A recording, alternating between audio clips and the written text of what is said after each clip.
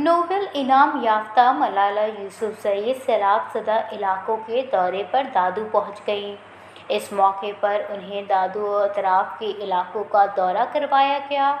دورے کے دوران ڈپٹی کمشنر دادو مرتضی شاہ نے ملالہ یوسفزئی کو سیلاب کی صورتحال کے حوالے سے مکمل بریفنگ دی۔ جوہی کے سیلاب زدہ علاقے چندن دے میں ٹینٹ سٹی کا معائنہ کیا۔ انہوں نے اس موقع پر سیلاب متاثرین سے ملاقات کی اور ان کے ساتھ گھل مل گئیں۔ سیلاب متاثر خواتین نے انہیں کیمپس میں خوش آمدید کیا۔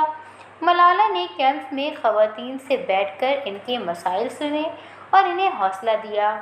انہوں نے سیلاب سے متاثر خواتین کو حوصلہ دیتے ہوئے کہا، آپ اس مشکل وقت کا بہادری سے مقابلہ کر رہی ہیں، آپ بہادر خواتین ہیں۔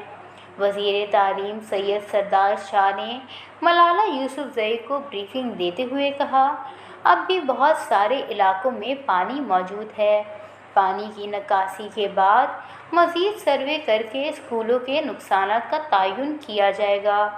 انہوں نے بتایا کہ 12,000 اسکولوں میں 20 لاکھ بچوں کی تعلیم متاثر ہوئی ہے، جس پر ملالہ یوسفزئی نے تشویش کا اظہار کیا۔